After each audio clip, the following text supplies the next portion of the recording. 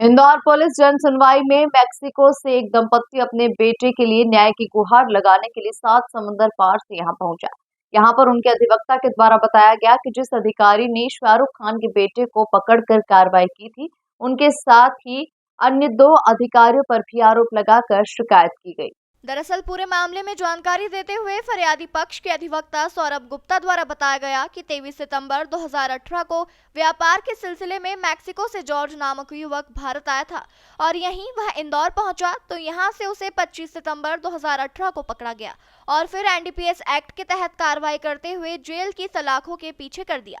लेकिन उससे पहले उसे 2 दिनों के लिए मुंबई ले जाया गया, जहां पर समीर वानखेड़े, जो कि मुंबई में बड़े अधिकारी थे, उनसे मिलवाया गया और फिर अन्य 2 अधिकारी हरिशंकर गुर्जर और संदीप वर्मा पर आरोप लगाए गए हैं और उसके बाद जॉर्ज से मैक्सिको में रहने वाली उनकी पत्नी से व्हाट्सएप पर चैट की गई और फिर वहां से 4 करोड़ रुपए मंगवाए गए, इसके भी आरोप लगाए गए।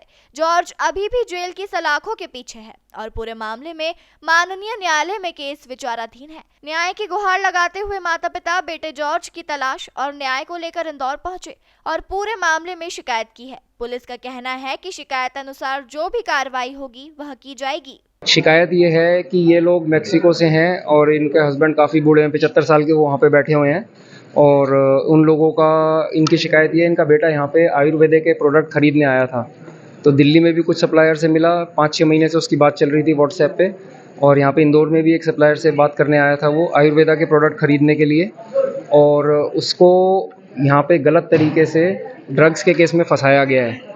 ऑफिसर्स हैं संदीप वर्मा, जिनकी फ़ोटो ये है, संदीप वर्मा हैं, हरिशंकर गुर्जर, इनके अलावा समीर वानखेड़े, जिनके पास 2 दिन के लिए बॉम्बे भी लेके जाया गया। तो संदीप वर्मा ने सारी चैट उस लड़के की वाइफ से करी जो कि मैक्सिको में थी।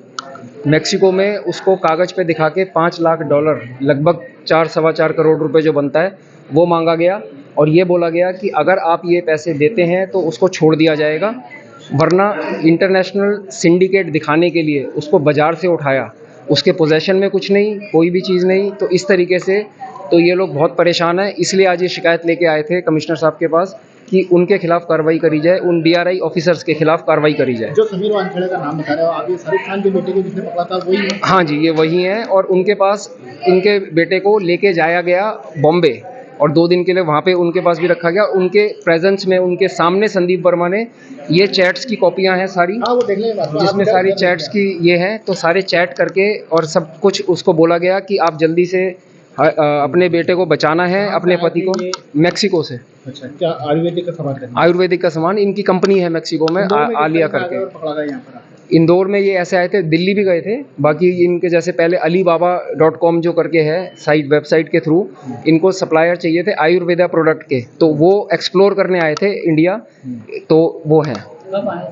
ये 23 सितंबर 2018, 25 सितंबर को इनको उठाया गया है और 27 तारीख को गिरफ्तारी दिखाई गई और 28 तारीख को कोर्ट में पेश करा गया सितंबर के। आपका पक्ष, आपने यहाँ पर आते हो, क्या आश्वासन मिला?